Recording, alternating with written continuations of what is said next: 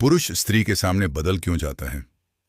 क्या आपने कभी ध्यान दिया है कि एक पुरुष जो पूरी दुनिया के सामने मजबूत दिखता है, वह भी कभी कभी एक स्त्री के सामने बिल्कुल अलग हो जाता है।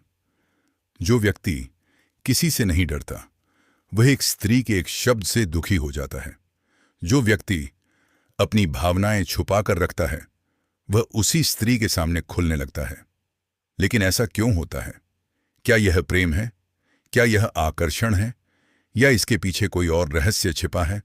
सनातन धर्म कहता है कि पुरुष का सबसे बड़ा कवच उसका अहंकार होता है। अहंकार जो उसे मजबूत दिखाता है, जो उसे दुनिया से लड़ने की शक्ति देता है। लेकिन उसी अहंकार के पीछे एक संवेदनशील मन भी छिपा होता है। एक ऐसा मन जो स्वीकार किए जाने की इच्छा रखता है, जो प्रेम चाहता है, जो समझा जाना चाहता है, लेकिन दुनिया के सामने वह इसे दिखाता नहीं। फिर जीवन में एक स्त्री आती है और अचानक वह दीवारें टूटने लगती हैं। पुरुष पहली बार अपने मन की बातें कहने लगता है। पहली बार वह अपने डर स्वीकार करता है।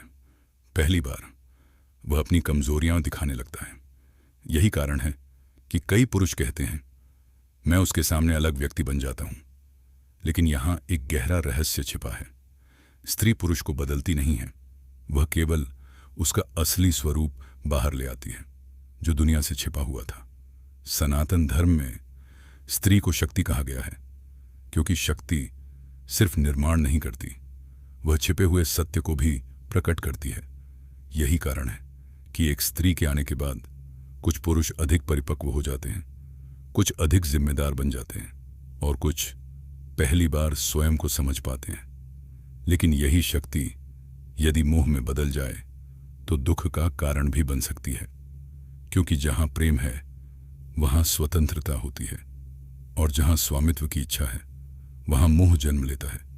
इसीलिए भगवान शिव ने संसार को सिखाया कि शक्ति से भागो मत, उसे समझो, क्योंकि जो शक्ति को समझ लेता है वह स्वयं को समझने लगता है, और जो स्वयं को समझ ले उसकी आध्यात्मिक यात्रा शुरू हो जाती है।